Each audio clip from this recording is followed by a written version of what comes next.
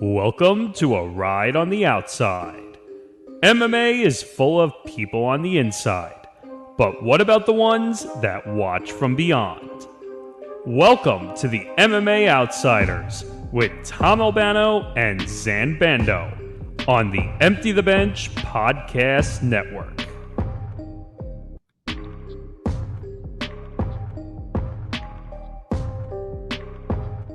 Oh, it's episode 36 of the MMA Outsiders. That's Zain Bando. I'm Tom Albano.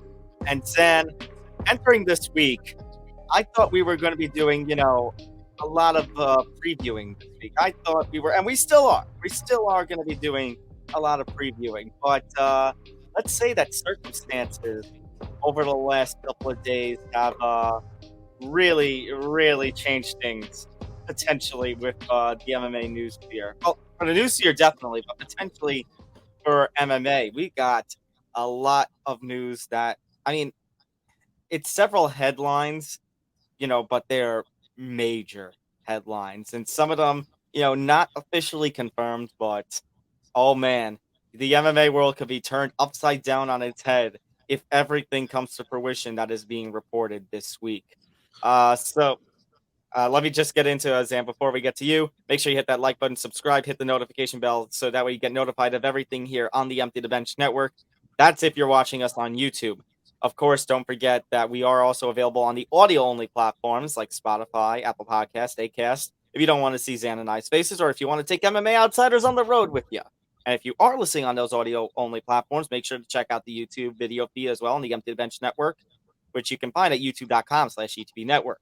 That's Zain Bando, my co-host as always. You can find his work over at bjpen.com.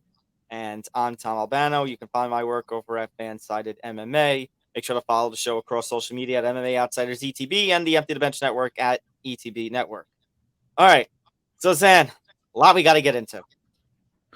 Yeah, I think that's the understatement of the year or so far. I mean, you want to talk about, we kind of allude to it almost every week, but I'm going to keep saying it until people actually listen. And if people are listening to me, that's great. You're slowly but surely catching on. My point in saying all that is MMA has no off season, and you can look no further. Well, I guess you'd say combat sports has no off season. You can look no further than all of the news that we are about to reveal to you all this week. A lot of it is fresh within the last day or so of this recording. Some of it goes back to late last week. So we're excited to bring it all to you. And for sure, after we did have a cursed episode, I would say a couple of weeks ago, this one isn't necessarily cursed, but this one is without a doubt one of the most news heavy episodes that you or I will ever be part of in the history of this program, we would think.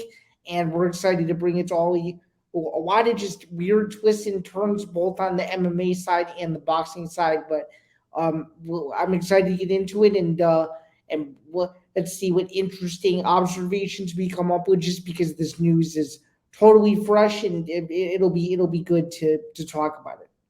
For sure. All right.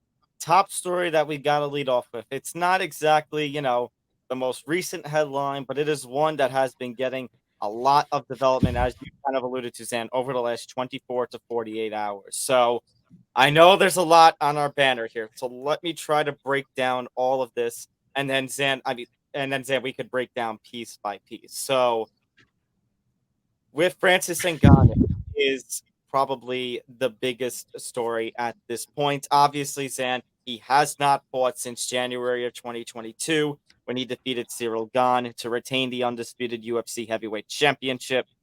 One championship, Francis Ngannou obviously left the UFC earlier this year when they failed to come to terms on a new contract. That's why the heavyweight title was vacated for about, a month and a half before John Jones claimed it. And we haven't heard much on the Francis news front. We saw Francis do an interview with Ariel Helwani a couple of months back, teasing Bellator, teasing PFL, teasing boxing. And we'll get into all of that because there are other stories that could kind of connect with this. One championship had earlier this week had a meeting with Francis Ngannou. So that's the first part of that. With the One Championship breaks off talks, is that Francis Ngannou and Chatri from One Championship had a meeting, and both sides were unable to come to terms. we'll get into the details of all of that, but the reason it's even bigger now is because right as the news with Chatri was coming out about basically that, he and Francis Ngannou were unable to come to terms and that Francis wanted all these things. Ariel Helwani on the MMA Hour a couple of days ago reported that Francis Ngannou's free agency period could end as early as this week, and that there has been supposedly a verbal agreement between he and another MMA promotion. Then Al Zolino, who Zain, good friend of yours, and one of the best national MMA journalists that there is right now. A former colleague of ours too. That is, yeah, a former colleague of ours over at Fansided MMA. Uh, Mm-hmm. was reporting that that promotion is the PFL.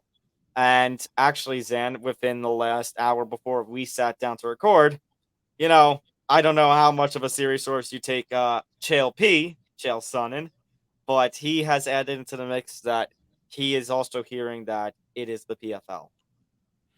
Yeah, this is all very interesting. So let's just kind of break this down a little bit. So, for those of you who don't know, I mean, this whole Francis situation now has been going on for, I would say, about 2.5 years now. And it's really over just the fact that Francis was unable to get the biggest fight possible, which was he versus John Jones for the UFC Undisputed Heavyweight title.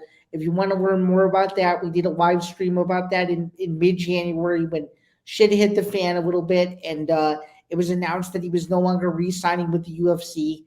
And then basically for the last several months now, until literally the last few days or last 24 to 48 hours, rather, is when more stuff really started to come out. So, what's interesting to me about this whole thing, and it's something I've been kind of thinking about ever since this slowly started to really ramp up and materialize a little bit more, is I just don't really seem to understand, like personally, I don't know if you agree with this, but I really do think that with Francis's leverage of being the former UFC heavyweight champion of the world, number one, and number two, with him just having the star power that he once did, and I guess you could say still does, quote unquote. I just really don't understand how any of these other promotions, whether it's one championship, the PFL, Bellator, another promotion that I'm not thinking of, probably you could throw Ryzen in there. I just don't see how they could match the value in Francis that the UFC can. And going back to your point about Chael Sonnen, he literally said a couple weeks ago the thing that Francis needs to do to potentially save his career is he needs to call UFC brass and apologize. Obviously, it doesn't seem like that phone call will ever happen anytime soon. My point in saying all this is, though, is I really do think, in retrospect, the more that Francis, holds out and the more that he, kind of sits around and waits for the right opportunity, I think the more and more of the MMA community is going to look at him as an afterthought. And that's a real shame, just considering what his meteoric rise did for the heavyweight division. And I truly think if he doesn't make a move sooner rather than later, assuming that it is what the PFL as reports are slowly pointing to, I think Francis's career, with him not getting any younger, is gonna take a massive hit, because now he's already lost over a year of competition. He didn't get the biggest fight, arguably in UFC heavyweight history, one of the biggest fights in UFC history.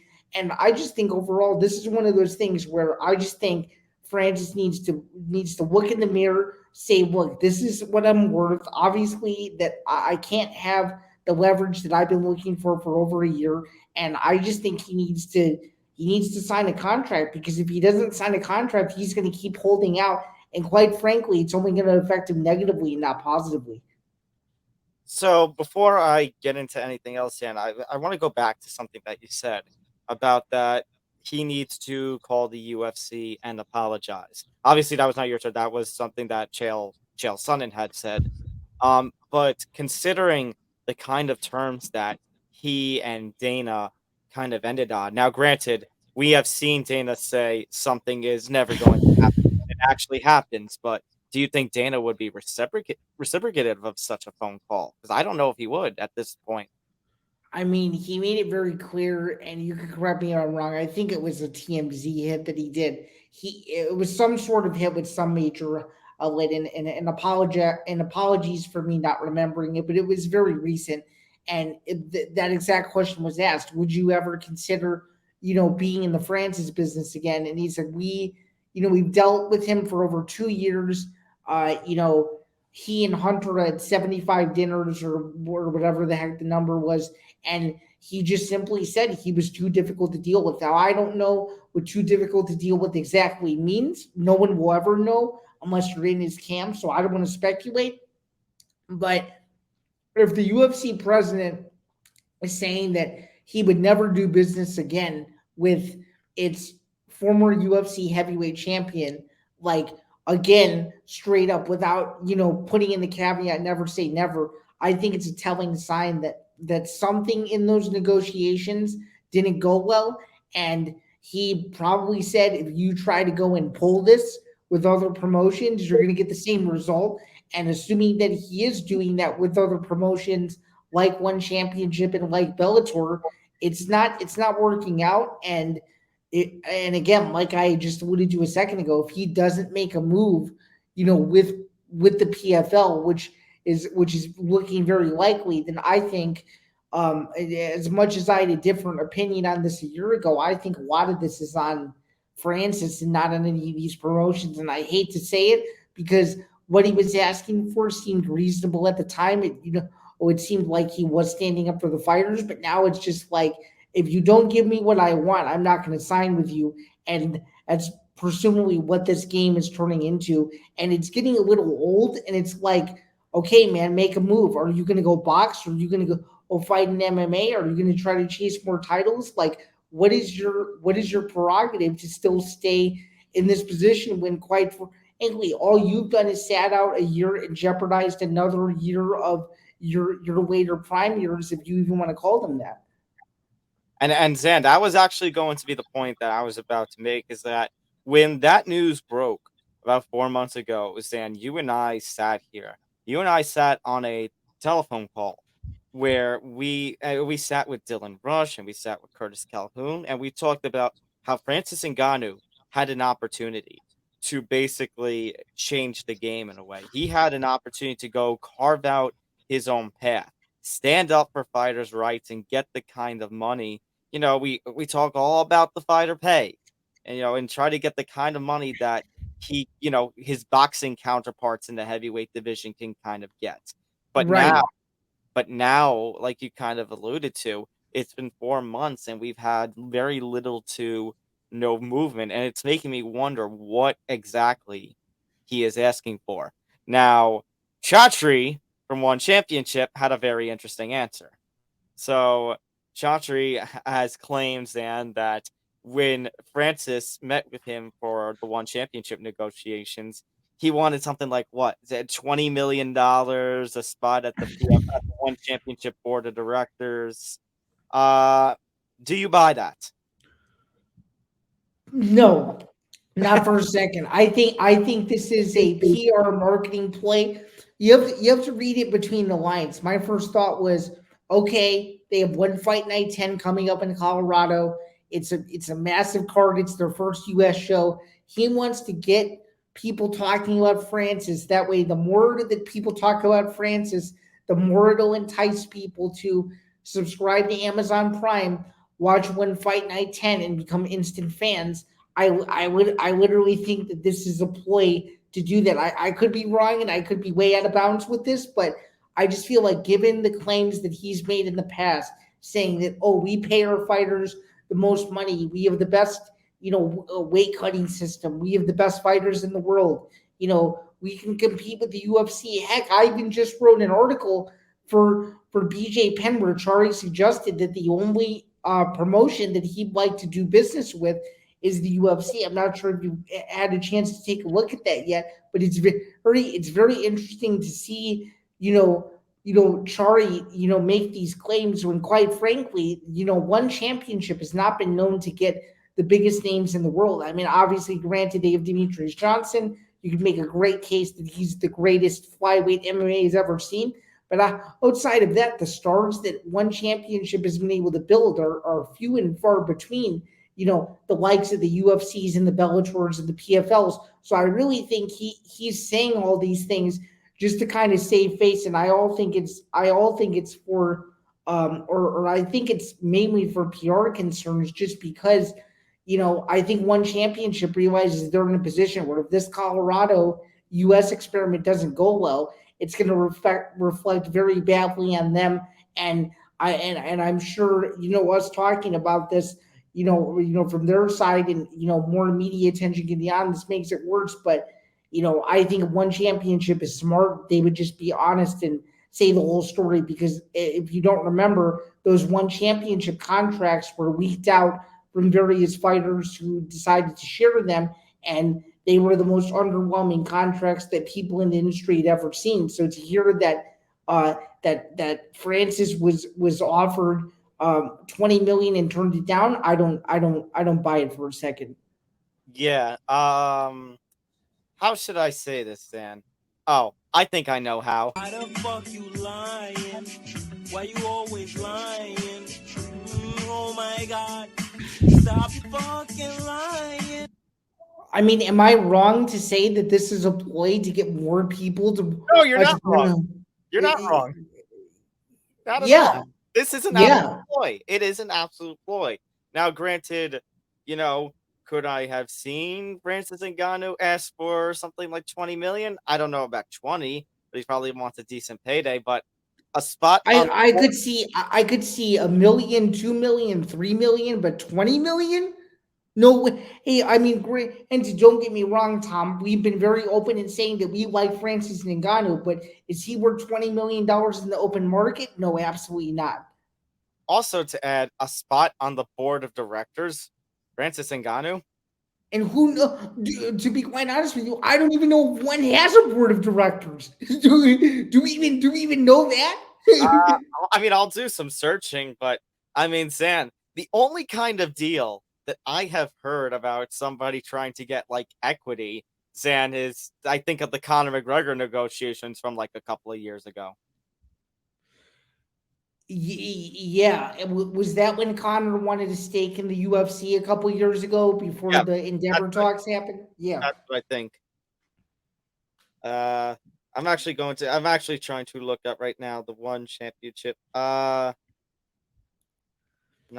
has one board member or advisor. I mean, they have a seat. I mean, obviously, Chatri is the CEO, and there is a vice chairman, a president, a CFO, a VP, and SVP. So, I mean, maybe he just meant like a spot on like the leadership or something like that. Yeah, it's very confusing. Yes, there is a board of directors. Okay, so I can partially not make fun of it, but still at the same time, like seriously, like trust me, if this was Fan Wrong or Demetrius Johnson or Adriano Moraes asking for this, they would be laughed out of the room. So it's like if they're not going to get that, Francis isn't going to get that. And I mean, what I don't understand is, even with the board of directors thing, it's like you have a guy who's in your lap, so to speak. Well, not necessarily in your lap. Well, we're gonna play the clip in a second, but according to Ariel Hawani, he's saying that Francis Ngannou took this meeting out of respect that he had for a verbal agreement with another promoter. Yeah. Exactly. He took the meeting out of respect, knowing that he had a verbal agreement with another promotion, which Cynthia Tong knew going in. So that makes it even more interesting. Obviously, we're going to play the full clip for more context, but that's a brief idea of it. And Zain, I want to add one more point, by the way, because you're talking about one championship and big stars. I mean, Zain, and we might touch more upon this when we preview the One Fight Night 10 card today. But I think back, Zain, to like 2018 when they went on that mass spending spree and got Eddie Alvarez. They traded Ben Askren's contract to the UFC to get Demetrius Johnson. they got Misha Tate and Rich Franklin as, executives. Like, they went all out to try and get this kind of, all this star power. And they ended up getting that deal with the TNT and the Turner networks and Zan. Ever since then, it just, has not been a hit. Now, do you want to blame, the COVID pandemic? Do you want to blame uh, the weird start times, because One Championship, obviously, a Asian-based promotion broadcasting into the US and some of the, take delay stuff. I mean, The the lack of American promotion, meaning on our side of the table, so to speak, is very apparent. If you're not a hardcore MMA fan that follows One Championship everywhere on social media, you probably wouldn't even know that this card was happening on Friday. Let's yeah.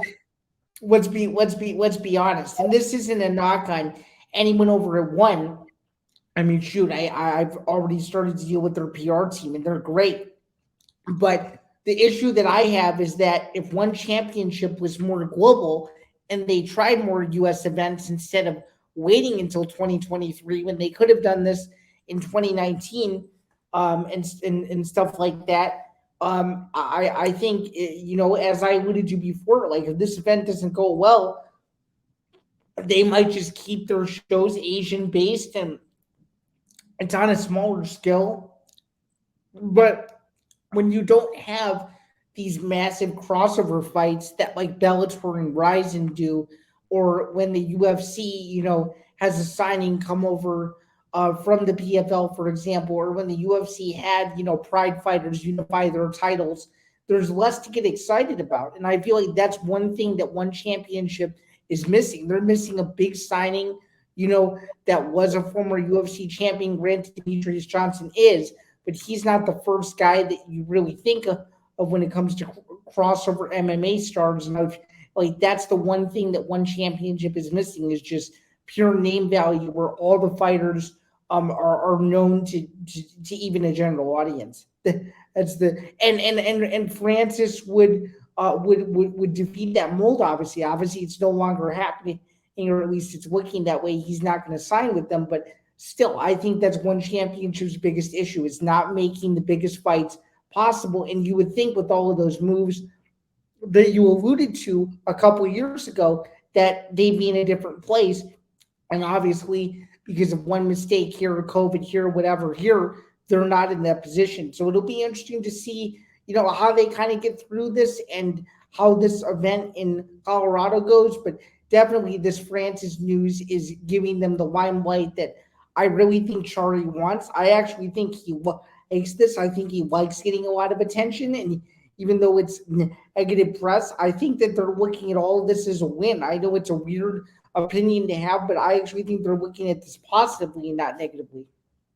It's an interesting point, Dan. All right. I think it's time to move on to the PFL side of the story. And Dan, I think now is the appropriate time to play the clip. So this is Ariel Helwani, what I'm about to play here, talking on the MMA Hour from Monday. And actually, the credit here goes to both the MMA Hour MMA Fighting and Jedi Goodman, who we gave the shout out to last week, who posted the clip. So let's take a look now, Zan, at this clip from Helwani's show where he discusses Francis Ngannou. He discusses Chatri's side of the him and Francis Ngannou negotiations, and Francis, according to Helwani, gave him his side, Francis's side of the story, in which he references a verbal agreement with another promotion, though does not exactly name it. So take a listen in. So I said, all right, well, there's his side of the story. Let me get Francis's side of the story, right? And so I reach out to Francis and I say, hey, this is what was said to me. Now, and at this point, I saw the other articles. I'm like, this is what is being reported. Is this accurate? Is this what kind of happened? Francis then says, let me give you a call. Now, it was like 5 a.m. over there in Vegas. Whatever. Gives me a call, and we had a nice chat. Francis's side of the story is a little bit different. basically what I could share at this time, because he was very transparent. Francis is very close to signing a new deal, and with another promotion. And according to Francis, he was very upfront about this. And so they left the meeting on good terms, but both of them came to an understanding that because he had already, kind of verbally committed to someone, more than likely he's not going to want. His feeling, and I'll be honest, my feeling after getting both sides of the story is, Chatri, which he's, in his right to do, tried to get ahead of the story, tried to save face by putting it out there that we are withdrawing, as opposed to we couldn't close the deal and get this guy to come. Now, I thought it was really interesting when he was in studio talking about who the big players are. Thought it was really interesting when I asked him about PFL. That one seemed to be the one that really got him fired up. And so maybe coming off of that, he wants everyone to know, like, hey, we're in control here. We're not offering this guy a deal. It's not that he's choosing someone else. And, after a long conversation with Francis, that seems to be his side. And that's the kind of side that I'm leaning towards. That's no knock on them. And I asked him, and he said this came up in the call. Why did you take the meeting if you already had this commitment? He said, we had the meeting on the books. I felt like it was the right thing to do to hear him out.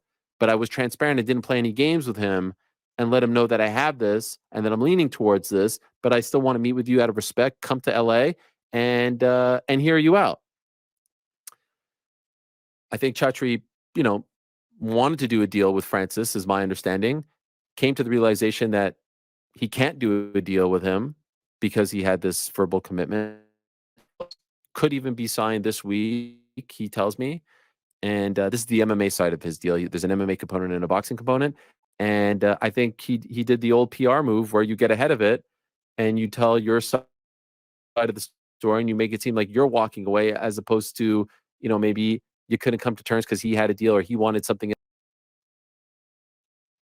Now, Zan, what's very interesting in that clip is that, Helwani pointed out, all the different things that we have touched on. But what's really interesting to me is obviously, number one, the fact that he says, he kind of gives the hint without saying it by saying, when PFL was brought up, his eyes lit up. And Zan, I do remember when that interview happened between Francis and Ariel, there was a strong interest about the PFL. Zan, if you remember that social media post where one of his family members is donning a PFL shirt. So that's that in mind. And then, Zan, at the end, which I think a lot of people are missing, is that there's also a boxing component to this deal. Yeah, first off, very interesting clip. Obviously, for those of you who don't know, Ariel Helwani, arguably, or in most people's eyes, the single best MMA reporter in the business. Like 99.99% of what he says is true. So there's no reason to discount that this conversation actually did happen. I think it's very obvious that he's had a relationship with Francis for quite a bit. And back to your boxing comment, I think that was the catch. So if you know anything about the PFL or this new direction they're going, just hear me out. You have to understand, Jake Paul was signed to the new super fight division. Therefore, this boxing component makes it seem like, okay, if there's a boxing component involved in this, then that means Francis is going to the PFL, given that the news of Jake Paul happened earlier this year, and the PFL wants to obviously expand their reach with crossover stars.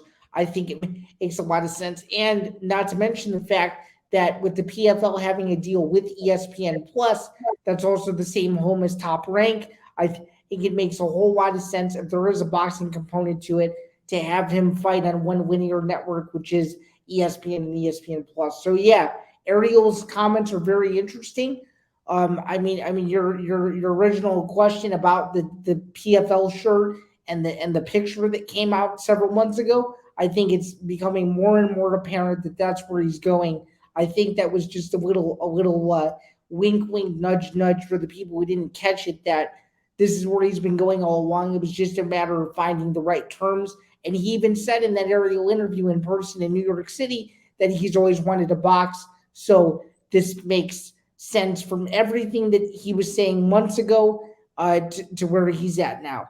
So, and if all of this is true, all right. So, actually, you know what? Since we're going to talk about PFL and we're going to talk about the report, I think it's within fairness that we bring up Al Zolino's tweet. So let me just quickly uh, get that on the get that on our little streaming platform here. So here is Al Zolino's tweet. Quote: I've just been told Francis Ngannou could actually land a contract with the PFL very soon. Take this with a pinch of salt, but trying to confirm this with multiple sources close to the situation, it seems very likely to happen. Nothing confirmed or inked yet, though, I'm hearing.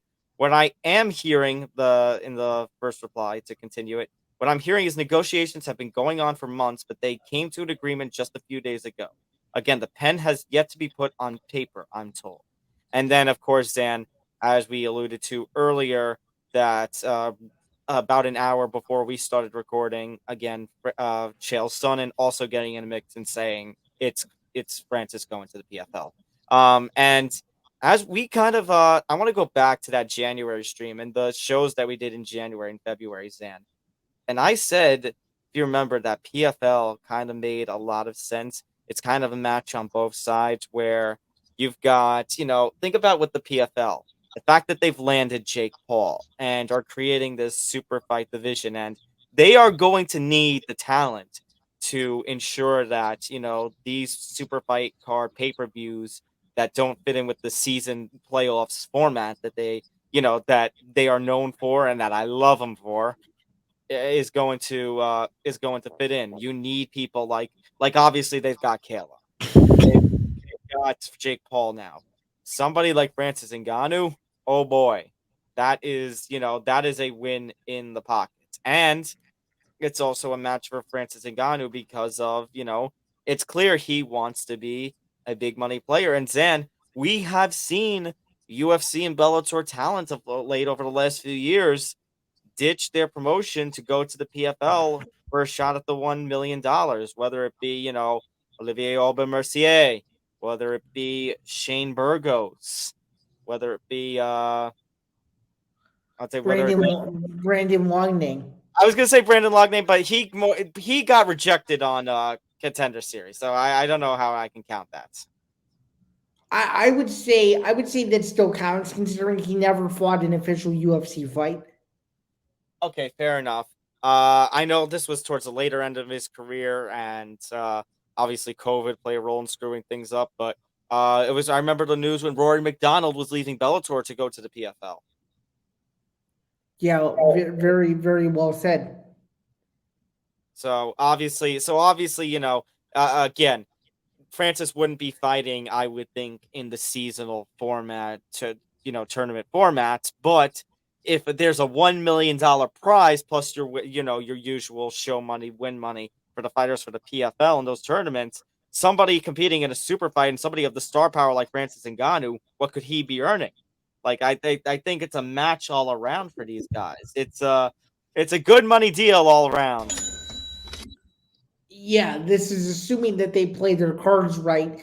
The biggest issue is who would Francis fight. That remains to be seen. And this is the main issue that I have with it. Because I don't mean to go on a rant, but I'm just going to do it anyway. Okay, so you have the former UFC heavyweight champion of the world. Let's say that again. You have the former UFC heavyweight champion in the world, the highest title you can win in MMA. And you mean to be telling me that he's now going to go in and fight? No disrespect to the heavyweights in the PFL, but you mean to tell me that he's going to go fight guys that are 8-1, 8-2, 11-3, 12-4? What does that do for a guy's career when he's already been at the top of the sport? He's already beat the supposed greatest heavyweight ever. I think it only tarnishes it. And truly, if the PFL is the right option for Francis, good for him. God bless him. He's going to hopefully get paid the money that he wants. But when you're the former heavyweight champion of the world, and it's clear and obvious you don't want to fight the best in the world, I think that says a lot about you. And truly, I really do think that. I mean, I really think that for both parties involved, the UFC and Francis, which obviously the deal fell through. I really do think that both of them are to blame. More so Francis now, from what we're learning, but again, former UFC heavyweight champion of the world, and now I think he's just trying to dissolute his value by doing this, and that's a real shame. And even with the super fight division, like to me, there's just no other there's just no other fighters that I feel could give him a competitive matchup that makes it even remotely interesting. I think Francis to Bellator is way more appealing than Francis to PFL, and I really think it just kind of waters down the product when you don't have the same caliber of fighters to fight the supposed baddest man on the planet. And I think it's a real shame. And I think these months of negotiations are really hurting his career. I said it a couple minutes ago, and I'm going to say it again. I really do think financially he's making a huge mistake. I really do. But one thing, Zan, that one thing I am going to defend the PFL on is Zan. They have an opportunity in their lap to sign, as you alluded to, the former heavyweight champion in the world, their biggest star, probably one of their biggest stars ever, not the biggest star ever. The fact that that he seems to want to be with the PFL, you cannot blame the PFL on this one. And Zan, we have talked about this, back in January, that one of the biggest concerns, at least we were going to have about a Francis Ngannou free agency, was the fact that he was leaving the UFC, and that the UFC's heavyweight division has the most star power to it. Even though you say, yeah, Bellator, has the better heavyweights, whether right or wrong, Bellator's heavyweight division still lacks in comparison to the UFC's. So obviously, this was, the point that you had made was going to be made one way or another, with Francis Ngannou truly leaving the Ultimate Fighting Championship. Now, how much of a role is the boxing end going to play into this? Because we have seen Clarissa Shields sign with PFL. We have seen, as we said, Jake Paul sign with PFL. So how often is Francis Ngannou also going to be boxing? That's a good question, and I think it's a matter of who's across from him on the other side of the ring and how much money he plans to get from whoever wants to fight him and from whoever the promoters are.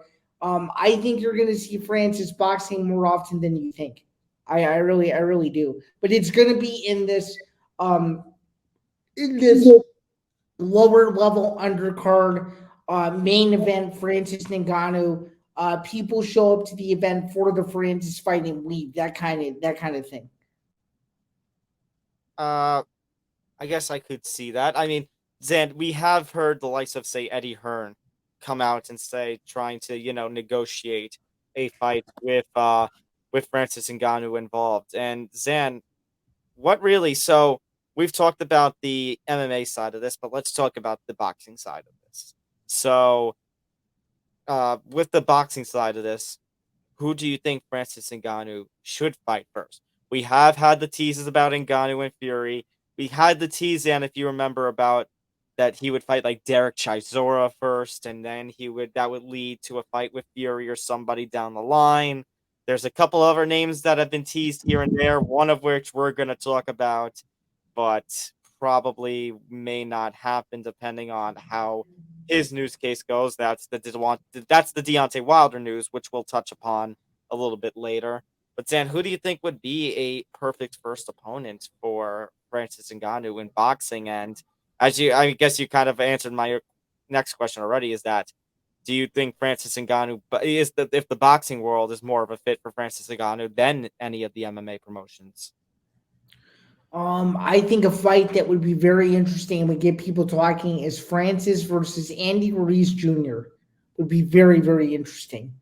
Ooh, that would be quite the interesting kind of bout. Now, Andy Ruiz Jr. actually is also involved in negotiations for Deontay Wilder as well. Anthony Joshua also in there. But my other question, Zan, do you think boxing, based on what you're saying already, do you think boxing is a better world for Francis Ngannou at this point, post free agency, than mixed martial arts? I think so, because if you're not going to go back to the UFC, what more do you have to prove on the MMA side? You've already, think about it. You've already beat the supposed goat of the heavyweight division, Stipe Miocic. You know that the John Jones fight will more than likely never happen. You beat Cyril Gane, who was supposed to be the guy to take your title that nearly did.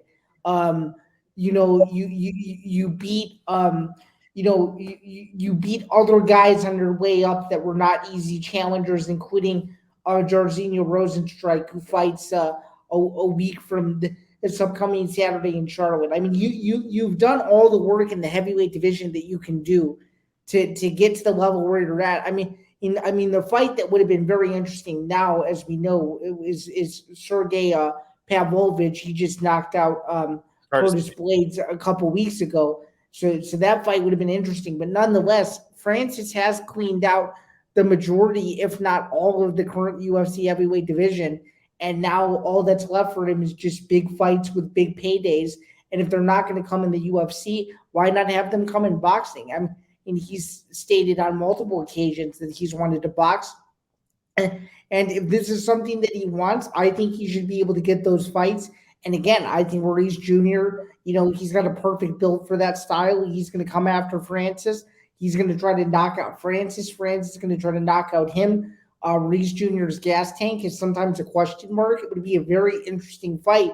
Francis having no boxing experience would probably lose, but I literally think if that fight ever happened, I think Francis would hold his own. I'm not picking him to win that fight, but I think it would be more competitive than people think. So I just think boxing at this point in his career, what is he, 36, 37, 38, somewhere in there? I think boxing at this point in his career is his best move, as given what he's already done with the UFC heavyweight title. He is 36, by the way. Now I'm gonna have a follow. I'm gonna have a follow up for that, because you're talking about the longer he stays out, the 4 months, that he's had, ever since he's officially parted ways with the UFC. But it's been about a year and a half since he's last fought. Period. Do you still see the potential that a move to boxing not only saves his career, but he can still have the thriving success like we talked about a few months ago? I don't know if it saves his career, but it certainly gets people talking about him again. It gets him back in marquee fights again. It gets him back in big time promotions. Whether he wins or loses, I think at this point, all he cares about is making the most money possible. And given that guy's story, good for him. He deserves all the money that he wants. But my biggest issue with him is asking for unrealistic expectations. And that's what the UFC and one championship is making it seem like. So if he can get the right deal under him and get his legs back together, he's gonna be all right. I just think at this point in his career, to not cause any further harm, I don't think MMA is really the move for him anymore.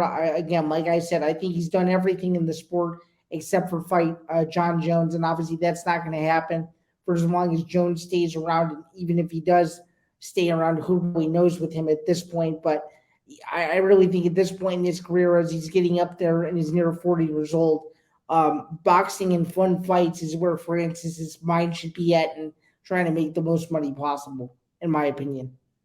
Last question that I have, it's back on the MMA side, because let's talk about the PFL, because we're talking all about Francis, and for good reason, about all the focus on Francis. But do you think, kind of like what we referred to a few months ago, if PFL can sign Francis Ngannou, is this a massive win? And if PFL signs Francis Ngannou, in spite of the feelings about the first part of their season so far, do you think they can officially jump Bellator as the number 2 promotion in the world with a signing like Francis?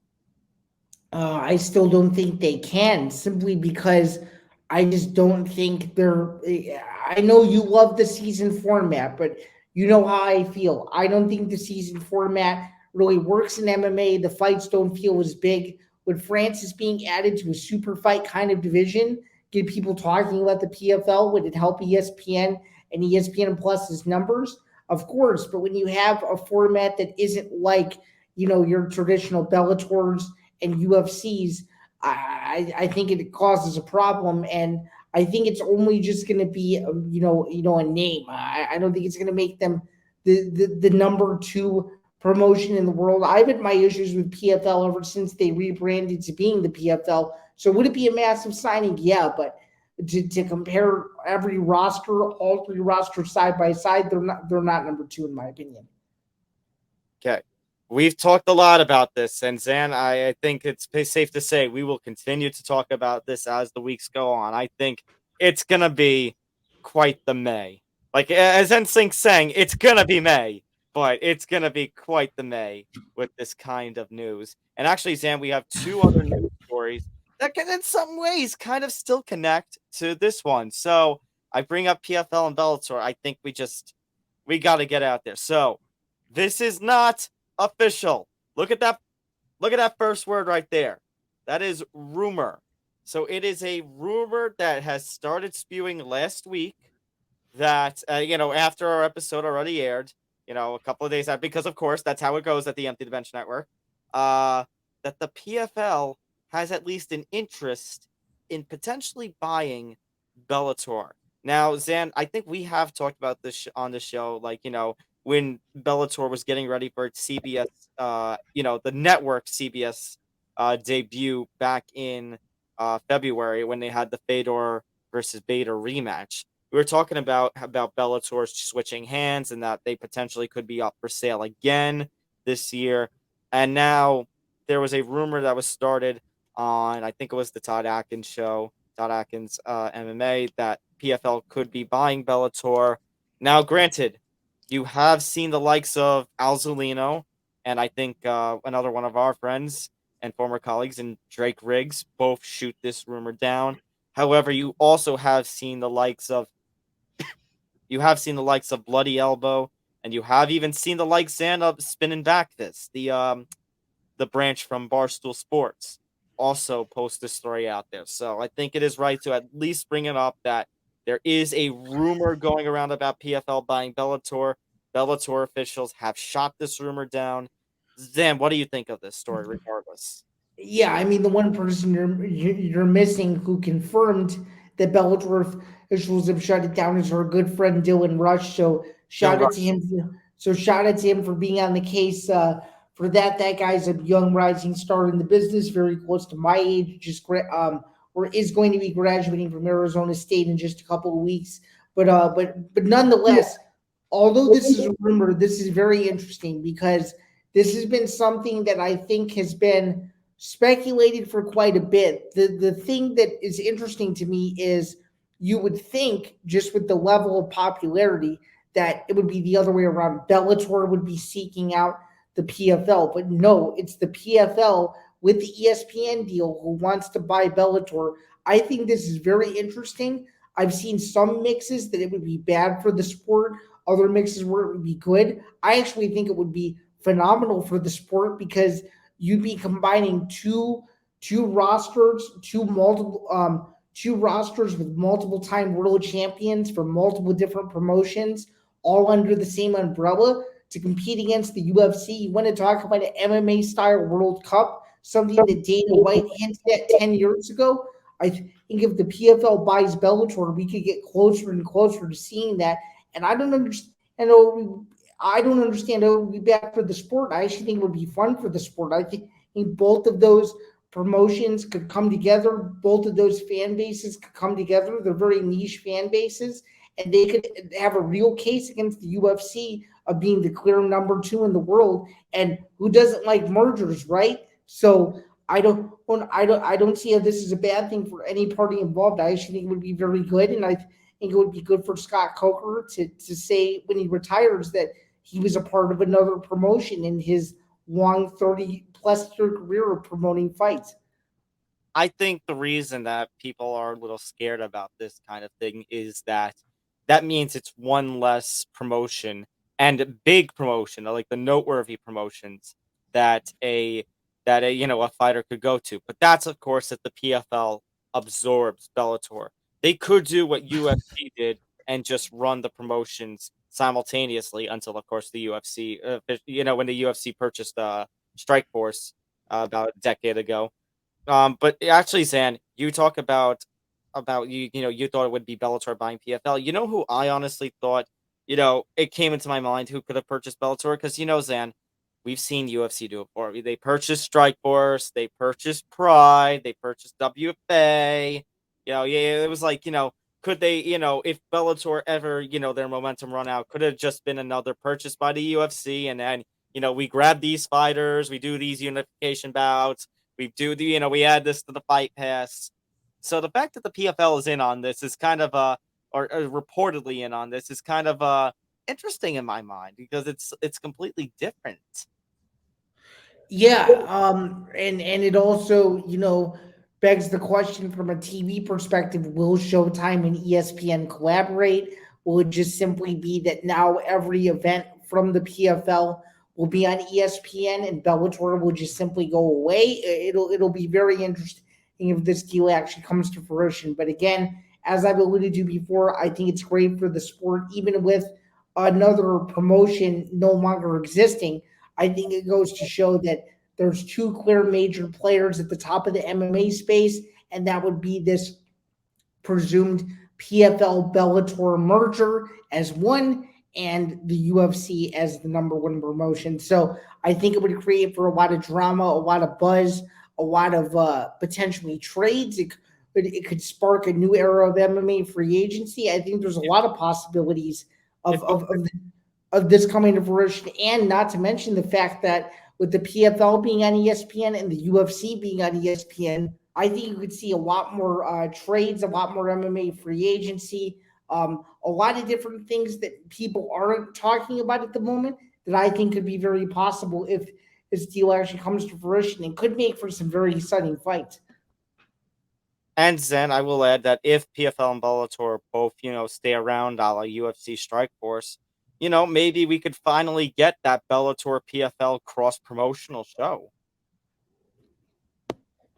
True.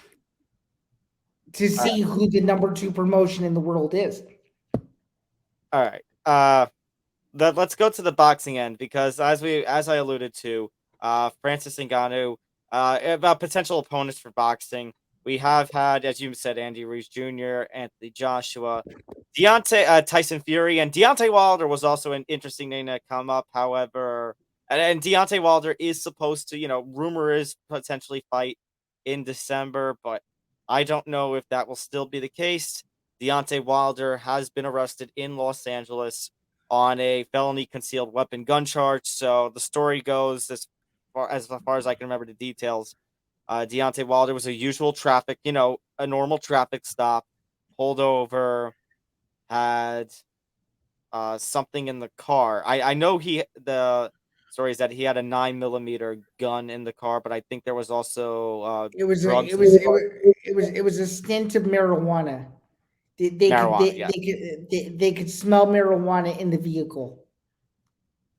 So obviously now, Zan, things a little uncertain, and it puts a little eerie feeling in me, Zan, because this is the second week in a row where we've had an arrest, and we talk, arrest of somebody who's either a boxer by trade or a boxer who is coming up for a big boxing match, a la Nate Diaz last week, and everything is kind of in a question mark because of an arrest.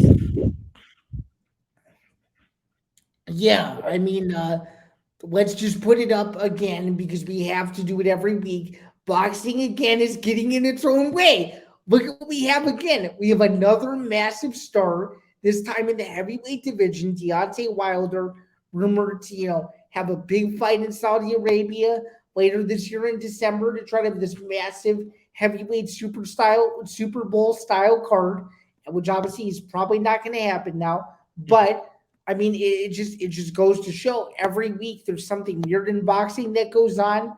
This is probably just going to be one of those things where he's going to either take the fine or go to court or whatever it is he has to do. But I think it's one of those things where, like he tweeted, I don't think there's really much to worry about as far as we know. He didn't actually use the gun. No one was seriously injured as far as the current reports go. So I'm not saying that he's guilty of any kind. Should he add a concealed weapon on him? Probably not. But I think it just goes to show that that boxing just can't seem to celebrate even a little bit. I mean, we alluded to this before the show started. I mean, even though Tank Davis and Ryan Garcia did great and had 1.2 million pay-per-view buys, there were still several thousands of people who couldn't even see the fight. So no matter how well boxing does, it's always 2 steps forward, 3 steps back, and this is just another one of those endless examples for over the 1,000th time another major boxer gets into trouble and it affects the whole sport. And I mean, Zan, in all fairness about those fights coming up with Saudi Arabia, that could have potentially come up in Saudi Arabia. I mean, you had Deontay Wilder versus Andy Ruiz Jr. as a possibility, but Zan, that's 4 years too late because you had the opportunity, when PBC had both of them as the heavyweight champions of the world to do an undisputed title fight. Now, granted, Anthony Joshua had the rematch clause. Ruiz lost the fight, so obviously, you can't fully blame Wilder on that one. And then Wilder versus Anthony Joshua. Well, I mean, Zan, if we actually got that, that would have been 6 years. Way too late. But again, I guess goes alongside with boxing. And now we may not get this fight at all. Unless, Zan, in December in Saudi Arabia, we do Anthony Joshua versus Andy Ruiz 3. Ugh.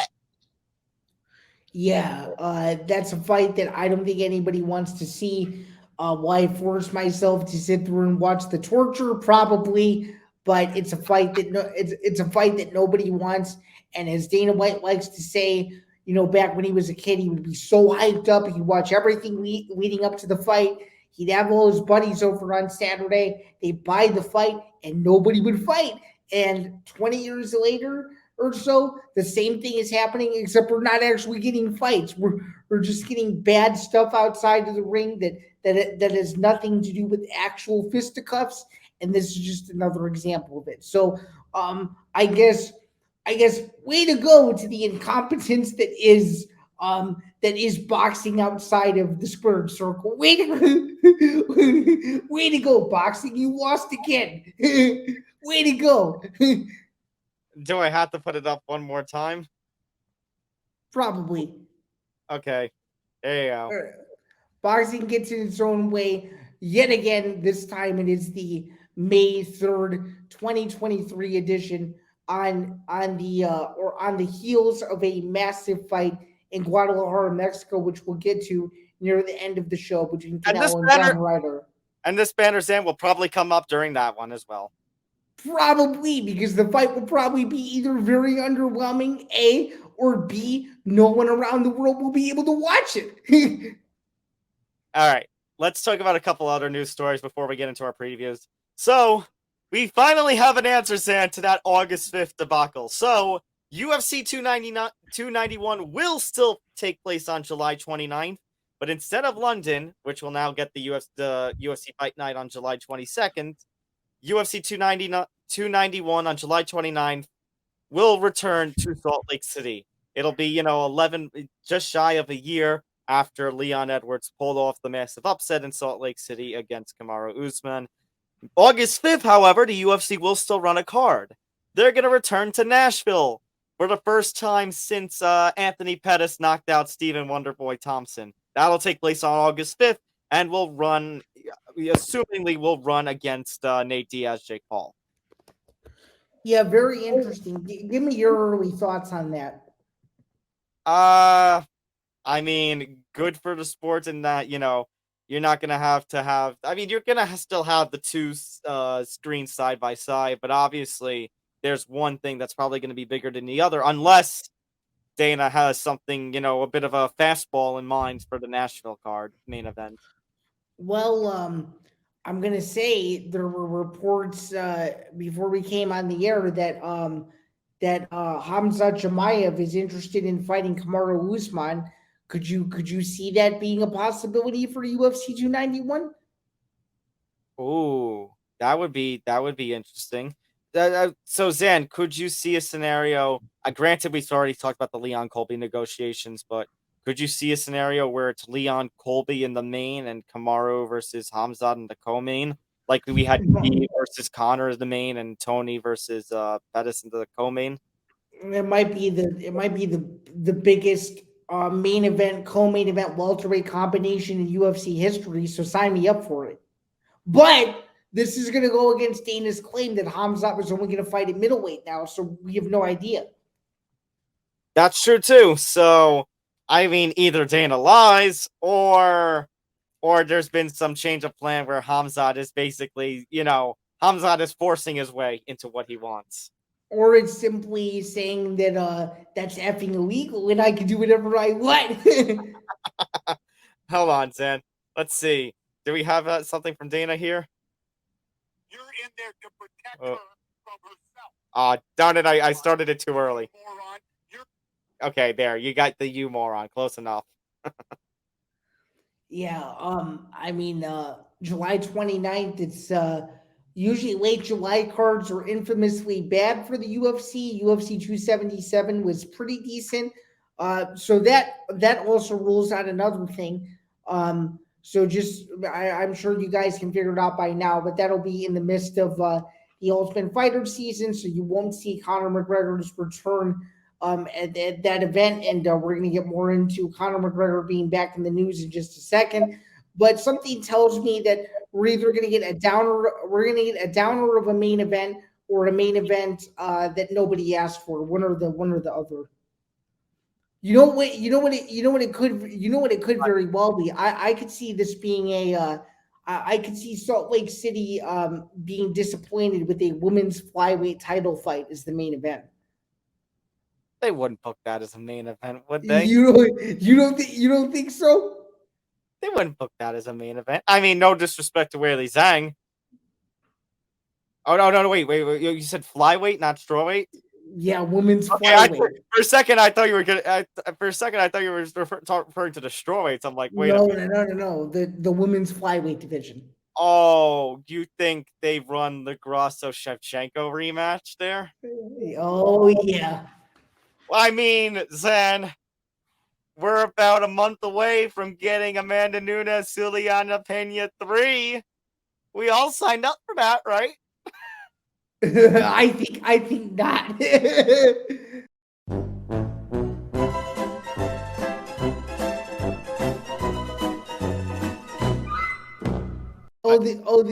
UFC continues to let us down. But hey, UFC 291 in Salt Lake City, good for the people who couldn't go to the one a year ago. So maybe it can make up for it by going to 291 for those who didn't go to the one last August. So, all right, Zain, let's get the Conor story over with. So, we never talk about bare knuckle fighting on this show. However, considering the name of the person involved in this story, I guess as MMA media, we are obligated to do this story now. So, Mike Perry puts a beating on Luke Rockhold in BKFC, so much so that Luke Rockhold quits on himself. He quits the fight just like the Rangers quit on themselves in the playoffs, but that's neither here nor there. And so Mike Perry gets the win, and Conor McGregor, who appeared at BKFC, and he had a ticket for the crowd. Mike Perry starts talking trash, and Conor McGregor gets in the ring for a stare down. How do I put this in? Which way? Okay, I think I found a sound effect that really gives my feelings on this.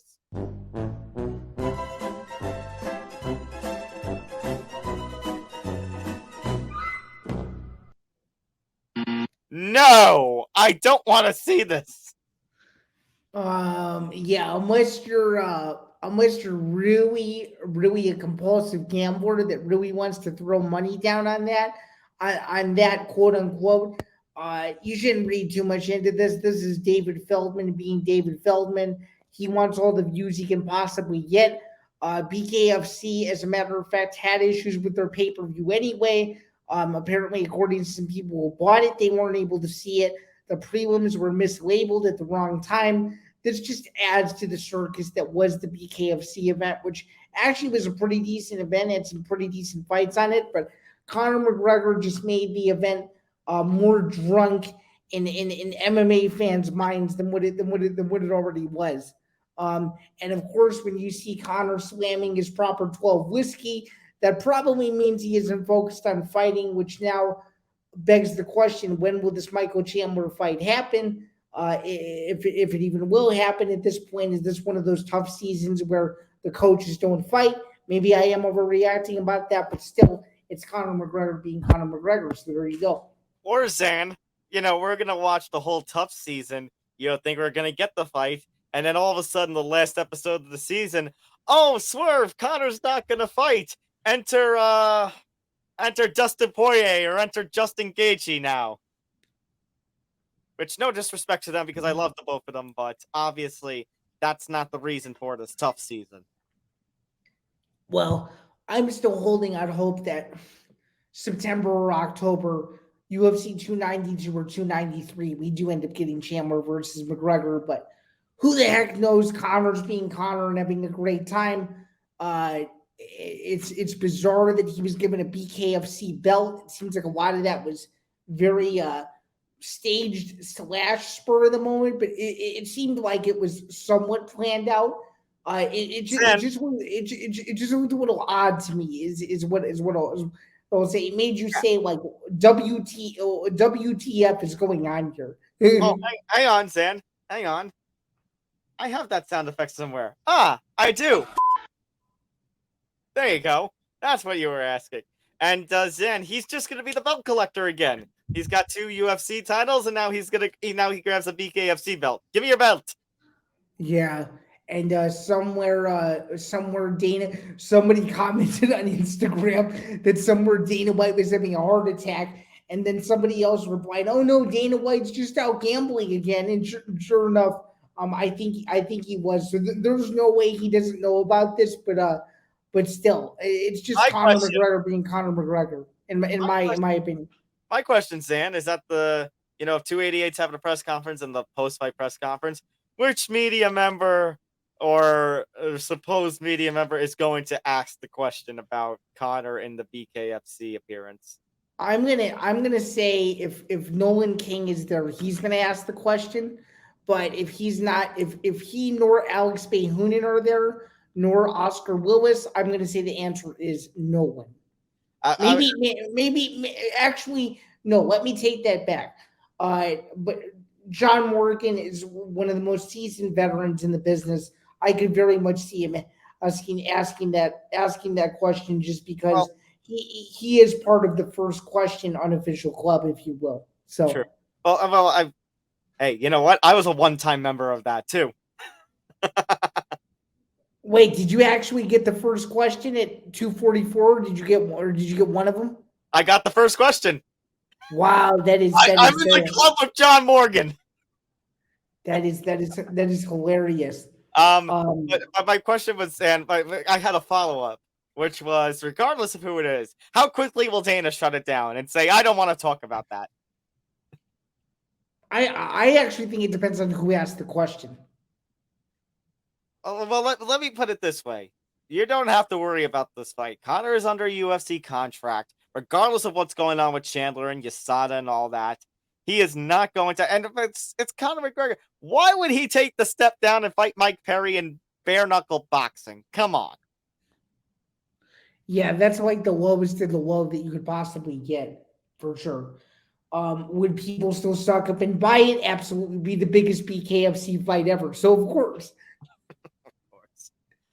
Speaking of fights, Sam, we did have a fight this past weekend. We can't really forget that, where Song Yadong and Ricky Simone put on a bit of a striking clinic. Well, I think the clinic was more in Yadong's favor, and Yadong brutalized Ricky Simone in rounds 3 or 4 to the point where round 5, it didn't take long before Yadong got the stoppage.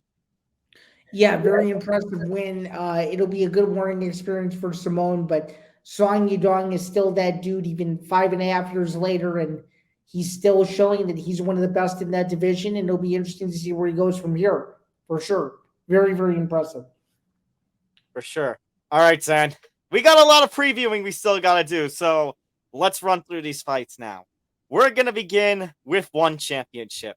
That takes place on Friday night on Amazon Prime. Main event, Demetrius Johnson, Adriano Moraes 3. Moraes won the first fight, retained the flyweight title in quite shocking, Zan, a finish of Demetrius Johnson. And then Mighty Mouse won the second fight. He is the one flyweight champion. They meet for the third time. It's the first ever trilogy that Mighty Mouse is a part of. And there's been little hints, Sam, that this could potentially be the swan song for Mighty Mouse. Yeah, I mean, if it is, hats off to him. He did something that not a lot of fighters would do, and that's bet on himself and go to one championship to try to see how the second half of his career would go. And it's obvious that Demetrius Johnson is still one of the best ever. I do think he retires after this fight, but I'm actually picking him to win. I think if he does go out on his swan song, I think he does it on top. I think he knows Moraes on some levels better than Moraes knows himself, and I think he's going to fight very well. It's going to be a great fight. Yeah. So maybe it's just because I really like Mighty Mouse. I don't want it to happen. I don't want him to, retire, but obviously he has done so much in the sport already that, if this very well could be his swan song, and all the best to him if it absolutely is. If you remember, Zan, when we covered the rematch, I had picked Moraes because he had done something that nobody had done before in knocking out Mighty Mouse. However, Zan, that second fight showed to me that first fight, not that Adriano Moraes, not to trash on him because he is an excellent fighter for one's flyweight division, but as you kind of alluded to, Mighty Mouse, once the king of flyweights and always seems to be the king of flyweights. So I say Demetrius Johnson gets a finish of Adriano Moraes again and goes out on top. Okay. Do you have an ending before the fifth round? Because I have an ending in the second. Where did the second fight end? Was that second or third round? It was earlier. It was one of those two, but you can definitely triple check, so we're getting it right. Yeah, I really do want to triple check and make sure, because I could see Adriano Moraes maybe putting up a little more of a fight. Actually, it was in the fourth. It was in the fourth. He lasted that long. Wow. Okay. You know what? I'll play it safe. I'm gonna go 3. I say round 3 finish. Okay, I'm gonna say under 3.5, and Demetrius Johnson wins. Just under 3.5. All right. A couple other fights, Zan, that we might want to take note of. Sage Northcutt. So, Zan, once upon a time, Sage Northcutt was, somebody that the UFC pushed so heavily. He was a bright kid. He was young. He was excellent, for the opponents that he faced. And then UFC decided for some reason to part ways with him. He goes over to One Championship as part of their, magical 2018-2019. And then he fights Cosmo Alexandra in May of 2019. And, well, his face gets wrecked so much. He has to undergo all this surgery. And, Sage Northcutt, Zan, is a pretty boy. And I don't mean that in an insulting way. Zan is a model. He is like, the perfect Hollywood style figure. And part of that got ruined when he got knocked out by Cosmo Alexander, and he hasn't fought since. And now this is going to be his return fight. Do you see this? Yeah, I mean, the guy who he's fighting, I bet you anyone out of the hardcore fan base, and I'm going to be the first to admit that I don't even really know who his opponent truly is, so I can't really say whether or not Ahmed is a threat. I guess I'm going to throw it back over to you. How much do you know about him, and do you think Sage Northcutt could be in trouble at any point in his fight, or is this a tune-up fight for him? What do you think? So he is 10-2. I actually have his Tapology page up. So Ahmed Mujtaba is 10-2. He has fought for One Championship for most of his MMA career. His last fight came in November, a first-round triangle choke of Abrao Amorim. Here's all of his opponents' records, going from his debut to most recent: 0-0, 0-0, 2-1, 1-0, 0-0, 2-0, 3-0, 4-2, 3, 4-2, 7-5, 9-3, and he's on a 2-fight win streak. So a bit of a mixed bag in terms of competition. Right. I mean, the beginning 0-0s and 1-0s, you can forgive, because that's the beginning of his professional career. But by the 7th fight, he was fighting somebody, I'm like, Yeah, I don't think. sorry, Go Zach. ahead. I'm just Go really ahead. concerned about Sage Northcutt because he got knocked out brutally. It's been 4 years since we've seen him fight. And, I mean, I always, I always champion, GSP going from 2013 to 2017, not fighting and then winning the middleweight title, but just, I don't know. Yeah, I think there's a lot of unknowns, but do you think, given Ahmad's track record, that Sage should be able to win this fight? On paper, he should, right? On paper. I'm just getting this real feeling that Mustafa might pull off a surprise. Well, hey, it wouldn't be one championship without madness, right? Yeah, so with that, I'm gonna go Mustafa first round finish. Wow, I'm gonna say Sage Northcutt plays it safe and wins a very close, heavily debated, controversial decision over Muchaba. Well, I wouldn't be surprised on that either. All right. Just to promote this, because Dan, you interviewed Online and Sang fighting Fan Wrong, and you actually interviewed Fan Wrong as well just recently for BJPen.com, didn't you?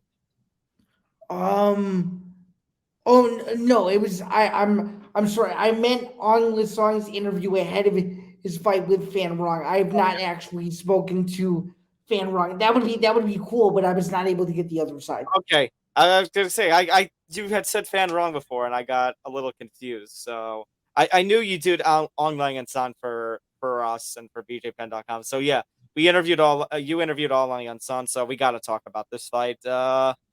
I could see Online and San winning this one. Yeah, I could too. And you and I have covered him on and off for the last several years, and he's just overall a great guy. This is a very tough opponent for him, as he alluded to me a couple weeks ago.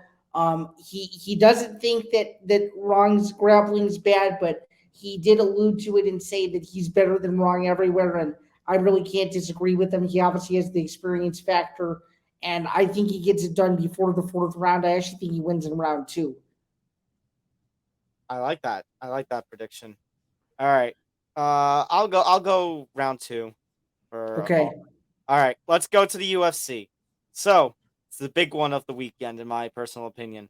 Obviously, the card has been a little shaken up over the last month or so. Main event is still the same. Henry Cejudo, ever since, for the first time since retiring 3 years ago, he's coming back, and he wants the Bantamweight Championship back. And he's going to be taking on Aljamain Sterling. Yeah, this is a super fight that we've waited a couple of years to see. Is it happening at the perfect time? Probably not. You could argue it probably should have happened in about 2021 or so, but that's neither here nor there.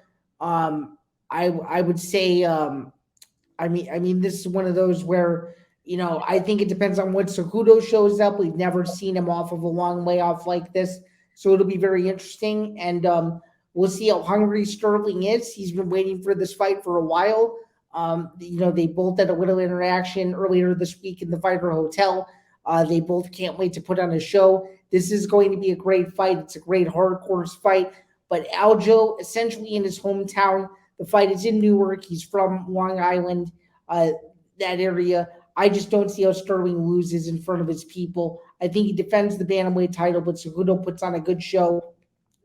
Whether or not it is Cejudo's final MMA fight remains to be seen, but Cejudo is a nice welcome back to an already crowded UFC Bantamweight division, and of course, with Sean O'Malley waiting in the wings right after, whether you like it or not.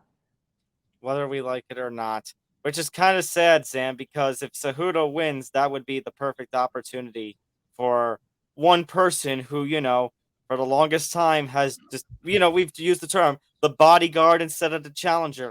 It would be the perfect time for Merab Dvalishvili to challenge if Henry Cejudo were to win this fight. And we have seen Henry Cejudo, we only have seen him a couple of times at bantamweight. When he fought Marlon Moraes, and Zain, when he fought Marlon, he was down 0-2. No doubt about it. Yeah, he was down 0-2. I was there in attendance. I can attest that he was losing the fight through 2 rounds and then slowly but surely turned it on. And obviously the 4th round was his, and he fought tremendously and won and made the Chicago crowd very happy. But I got to say, even though it was 4 years ago, there were more Moraes fans there than Cejudo fans. I think there were a lot more upset people than happy people at the United Center that night.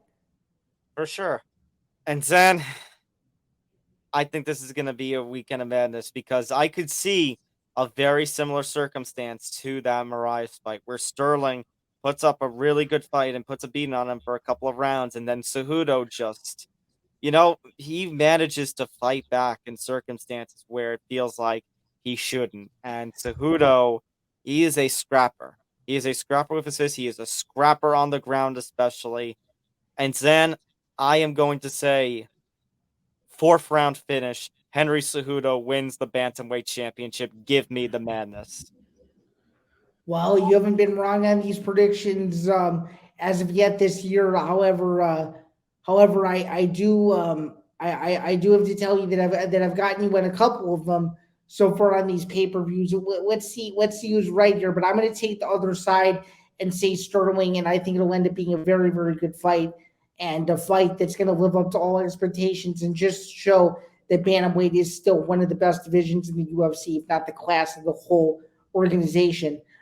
Speaking of big fights, another fight that was recently announced that's now being split right into the fire. Unfortunately, it was not featured on the countdown. That's a real shame. And by the way, I've not watched the countdown, but according to people who did, this fight was not featured on a 5-round co-main event. Bilal Muhammad versus Gilbert Burns. Good for him taking this fight on just literally a month after his last win against Jorge Masvidal. This is a fight of all fights, and this is almost one of those where it's like, okay, Colby, it's put up or shut up. If you don't take this fight, we're going to give it to the winner of this one. Smart matchmaking by the UFC here to make this fight happen. Bilal Muhammad's been waiting for a massive fight like this to happen. This is his moment to shine. I'd like to see him win, given that he's from Chicago, but the run that Burns has been on as of late, even though he did lose to Chimaev, is very impressive. I don't see how Burns loses on Saturday. It will be a fight of the year contender, no doubt, though. I see very big things for this fight. And Zan, I could see this fight, it was the fight that saved this card and in terms of the buildup. And I think it's going to be the fight that also saves this card in terms of, like you kind of alluded to. I think this is my pick for fight of the night. I think this is going to be a fight of the year candidate. I think Gilbert Burns is an incredible individual for taking this fight just 1 month after fighting Jorge Masvidal. I think that Bilal Muhammad, he is overdue for a big fight like this and an opportunity to get a title shot. So I think both are going to bring their A game. I think this is going to be a brawl. I think this is going to be, everything that it could be and more. I know Bilal Muhammad is on an incredible run where his only non-win was the no contest against the current champion in Leon. But as you kind of alluded to, with the run that Burns is on, I don't know if I can necessarily pick against him. Plus, Leon Edwards versus Gilbert Burns being right there. Can't. So here's what I'm going to say. Bilal Muhammad. And I have a concern about Bilal Muhammad in that he originally wasn't taking fights, supposedly because Ramadan was being celebrated. Now he's jumping right into this. I don't know how ready his body is going to be. So I think Bilal Muhammad's body will hold up. I think he will put on an incredible performance, but I see Burns winning a 5-round decision. Interesting. I could see that. I just see Burns stopping Muhammad late in the 4th, but it'll be a good fight.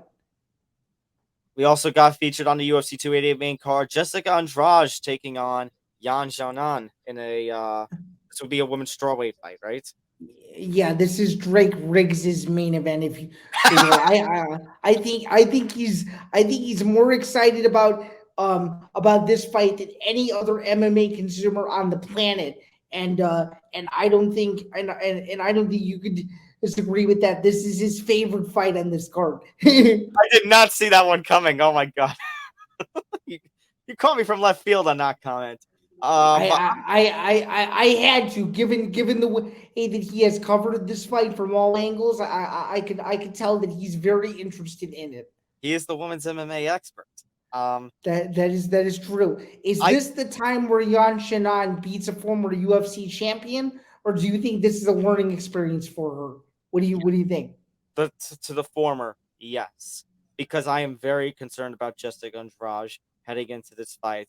Obviously, she has had her wins, but Zan, I mean, she's coming off of a fight where, like I said, I think I had talked about this when that fight had come up, that Erin Blanchfield, when she won that fight against Andrade, that was huge for her, and that was a huge blow for Andrade, because the question at this point now is, where does Andrade fit into the contenders rankings? And Zan, I think Yan Xiaonan has a lot more to gain in this fight than Andrade, and Andrade has a lot more to lose in this fight than Yan Xiaonan. So the pressure's on Andrade, and I think she folds. I think Yan takes this one in the decision.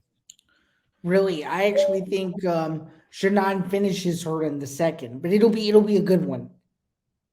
I was tempted to go with a late finish too, but I don't know. I think Andrade is going to be able to hold off enough to see the distance. Okay, that works. All right, let's talk about this next fight for just a second, because this is a very recent development as well. The original plan had been for Movsar Evloev taking on Bryce Mitchell. However, a late blow to the UFC 288 main card. Bryce Mitchell suffers injury. He is out. Diego Lopez steps in on on less than a week's notice. Yeah, Evil Wolf, I think this is a fight where he just needs to stay focused. It doesn't matter who the opponent is on the other side. If Diego wins, it's one of the biggest upsets of the year. But given the quick turnaround, I just don't see how it's done. Evil Wolf has been in camp for over 10 weeks preparing for Mitchell. I just think it's one of those situations where it's going to be very similar to TJ Dillashaw versus Joe Soto. Obviously, Soto took the fight on literally a day's notice, and even though he hung in there, it didn't go well. This is obviously a different circumstance. This isn't a title fight, but I just don't see how Diego Lopez has a chance. And if he does win, we're gonna be screaming about it next week if he does win, saying, "Where the heck did this guy come from?" Da da da da da. Yeah, This could be a oh my goodness type of fight, or this could be a fight where it goes the way that's expected. But props to Lopez for taking this fight on very short notice, just a couple of days. But Evil Bob is a different beast.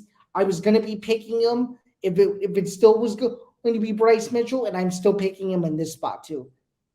and Zan, you talk about we talk about that Lopez is taking this fight on 5 days' notice, and credit to him. But the other thing to take into consideration, and I mean, you probably took this into consideration too when you were picking him over Mitchell. Listen to his run, Zan, ever since debuting for the UFC when they went to Russia in 2019. Sungwoo Choi, Enrique Barzola, Mike Grundy, Nick Lentz, Hakeem Dawodu, and Dan Ige. That's an impressive first 6 fights. Yeah, it is. I mean, it's not just impressive. It's a run that you'd expect from a future top contender and a future potential champion. It's very impressive. The only thing he doesn't have on that record for the Octagon is a finish, but I think that it's the same thing that goes here. I'm gonna say Ilove by decision. It's not a bad pick. I have him by decision as well. UFC 288 main card is going to open with a really interesting bout, Zan, that I kind of like the sound of. Kron Gracie versus Charles Jourdain. Yeah, this is going to be a good one. It's hard to pick against Jourdain though. He's always a very exciting fighter. As long as he can avoid the impressive jiu-jitsu of Gracie, I think he's going to be fine, and I think he edges a decision. Yeah, so just having a look at Charles Jourdain's recent performances, he is coming off of 2 straight losses. That is something to keep in mind. Lost to Shane Burgos, lost to Nathaniel Wood. He's only 2-3 in his last 5. So he definitely, he's a very entertaining fighter, Air Jourdain, and he, can put on a show.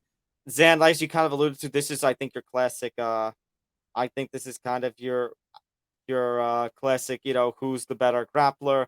And Jourdain, he can let his hands go too. So you kind of alluded to, can he? Because I think as much as he's a great jiu-jitsu person, Zan, he's fighting a Gracie. And we know how the Gracies are with their jiu-jitsu. And if you don't know how the Gracies are with your jiu-jitsu, are you new to the sport? The thing that scares me, though, Zan, is that Kron Gracie hasn't fought in 4 years. He hasn't fought since the Cub Swanson loss. Yeah, so this is kind of a weird placement for him, in my opinion, but it's just one of those where we'll see how it goes. Again, like I said, I think Jourdain wins a decision, and I agree. I hope Gracie does well, but this is not an easy fight to come back to, and it's quite amazing to me that he's not on the early prelims or the prelims because I just think a main card spot and a pay per view is tough. So we'll see. We'll see how he does. I agree completely with everything that you just said. Notable prelim bouts, Zan. I look at that the TV prelim card. I kind of like the main event. I like the featured prelim for ESPN. Drew Dober versus Matt Frivola. Yeah.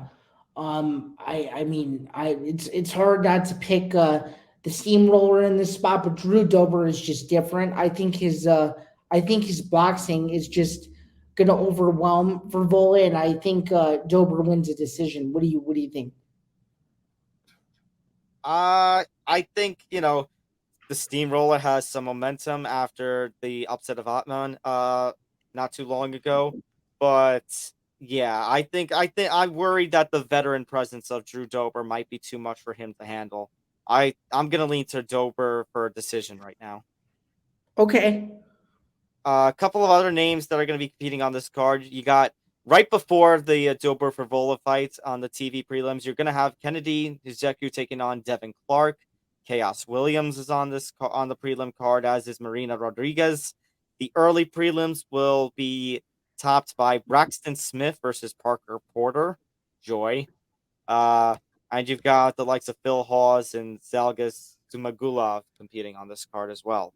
So, Zan, going into that, what are your best bets for this card?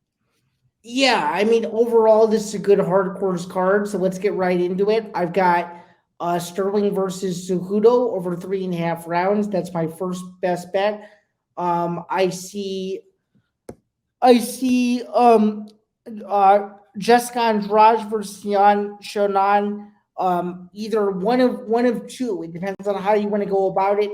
This fight does go the distance, or this fight goes over 2.5 rounds. I like that.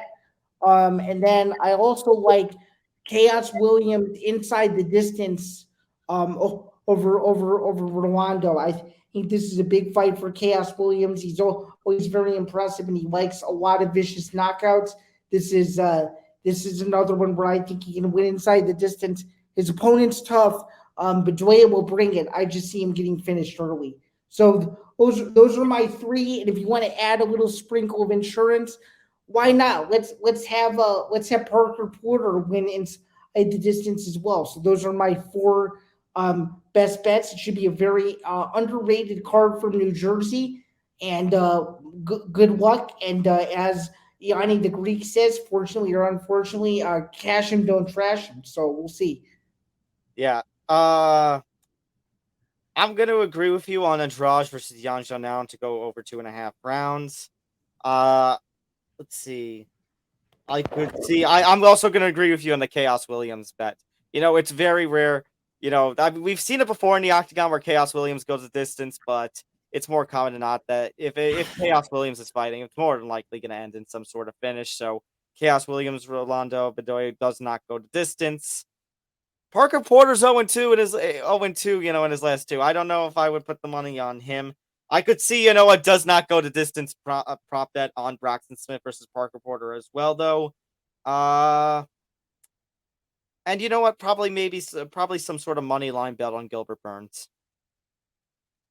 That's not bad. I just think overall, I just think overall, no matter how you slice and dice the card, there's going to be some underrated fights No matter which way you look at it. I think any of these fights have a chance to go multiple different ways. There really isn't a boring fight on this card, and those best bets are also solid. So, as your fellow co-host, I also wish you the best of luck. Same to you. One more fight we got to talk about: Canelo Alvarez, John Ryder for the undisputed super middleweight title. John Ryder, former interim WBA super middleweight champion, the current interim WBO super middleweight champion. And Zain, this is Canelo Alvarez's first time competing in Mexico in how long? Years? Yeah, I'd say it's about a decade. I think it's been about over 10 years. So over a decade. And Zain, it's going to be available on DAZN pay-per-view for, I think it was like $54.99 or something like that, or $60. Zain, I have to rip on DAZN here because Go for it. Because Go for it. I'm ready. This is, I get it. Canelo Alvarez is a top drawer in boxing still. I get it. Canelo Alvarez, is the heart and soul of Mexican boxing. However, you are going to tell me that you are going to offer up this kind of fight with a undercard that, kind of is, what? For $50 to $60 after you just charged the same price, if not more, just a couple of weeks, depending on your platform and such, just a couple of weeks ago. Well, hang on. I didn't mean to interrupt. Regardless of what platform you purchased it on, you still got the Showtime feed. In this case, for those of you who are curious, this is exclusively DAZN. It'll be either broadcast. Just to clear up any confusion, if you were one of the people who bought the DAZN feed 2 weeks ago, so I had to mention that. All right, fair enough. But still, if you, depending on the platform, if you were a DAZN subscriber already for Tank versus Garcia, you got a little bit of a discount. But even then, if you weren't, or you purchased on cable pay-per-view or something, you had to pay a lot more.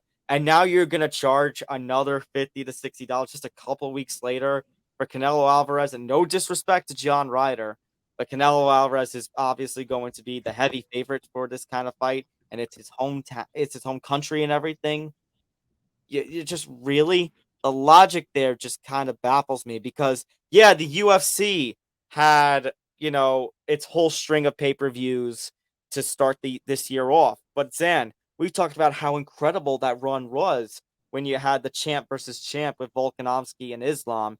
You had John Jones coming back and winning the heavyweight title, and then you had the trilogy fight between Leon and Kamaru. The UFC made it worth the money. This, no, absolutely not. Yeah, this definitely isn't. Sorry, Zain, one more fight, but it doesn't help that. What promotion has this fight kind of gotten other than it's Canelo's first time back to Mexico?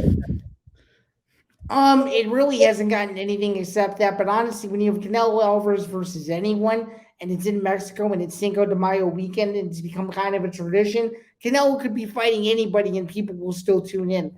Now, to be a little bit hard on it, John Ryder isn't the fight that people were really clamoring for. We're not going to get into the logistics as to why, because it would take a little bit too long to explain. But my point in saying all this is, if you are a hardcore boxing fan, you will watch this. If you are a casual boxing fan, the best thing you could probably do is worry about seeing this on Twitter, because I don't think you would really miss much. Knowing me, because I am insane and I like to watch everything, I will be watching both with only the audio turned up for Canelo versus Ryder. I know you will be mostly focused on the UFC, and I will probably be one of the first people to tell you who wins or loses this fight. But nonetheless, I do think Canelo gets it done. I think he gets it done between rounds 9 and 11. Let's go in the middle. Let's say that Canelo does finish him in 10. This is not worth $54.95 or whatever it is. So if you're picking between the UFC or boxing, please spend your money wisely. Please buy the UFC pay-per-view. It's a much better quality card. You get 2 5-round fights at the top of the bill. Can't say the same thing about boxing. So there's your argument for why you should get UFC 288 over Canelo versus Ryder, simply just because John Ryder is not a household name. It's only being done for Canelo because it is his homecoming. And that's really the only reason why the fight's relevant. So I will pick Canelo. He will defend his undisputed super middleweight championship go back into whatever he does for the next 11 months and come back next May, do it all over again. or maybe in September with Mexican Independence Day week. Yeah, you're not wrong, but again, it also depends on the college football slate at that point in the year. So there's that too. That's true. And by the way, I agree. I see Canelo getting off to a very slow start, like we have seen him in his most recent fights, but Canelo eventually pick up the speed. And I'm gonna agree with you, Zan, perfectly. I say round 10, he gets it done. And yeah, I'm gonna purchase the UFC pay-per-view and I'll just catch the highlights for this. It sounds good. Well, I will look forward to watching the UFC pay-per-view thanks to you, and I will look for the boxing festivities in other ways, and I might help you out in that regard. We'll see about that. But again, boxing gets in its own way again for the second time in this show, a fight that people have not asked for, but again, another instance as to why boxing is still getting in its own way. But before we wrap everything up, I will say this isn't all bad, Tom, because 2 weeks from Saturday, we do get Devin Haney versus Vasily Lomachenko. That's a little bit more of a positive on that front from Las Vegas, but that's either here nor there. We'll talk about that in the weeks to come. This was a very packed show. I had an amazing time doing this. Again, for those of you who are tuning in late or have just caught the tail and on your way to work or whatever you're doing, this has been episode 36 of the MMA Outsiders. We covered a ton today, everything from Francis Ngannou and his potential PFL negotiations to UFC 288, and of course, previewing the big boxing match that's taking place in Guadalajara on Saturday. Before we get out of here, I just wanted to reiterate, I am Zain Bando. To my left is Tom Albano.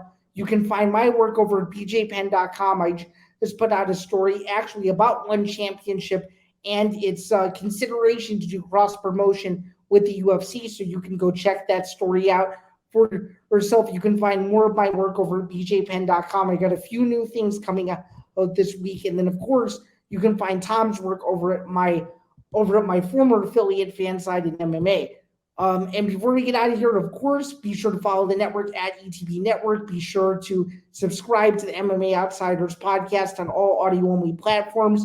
And of course, be sure to like and subscribe. Hit the notification bell. That way you are notified of everything related to Empty the Bench Network and all of its glorious content. With that, I'm Zan, he's Tom. And before we get out of here and tell you to enjoy the fights, I need to say one last thing and give a quick shout out to Joe Pyfer. He has a movie premiering about him this weekend in New Jersey. So if you are in the New Jersey area, go check it out. But before we get out of here, be Joe Pyfer. Be Joe Pyfer. Congrats to him. All right. That's Santa Tom. See you next time. Take care. Take care, everyone. We will be back same time, same place for episode 37, and we will see you there.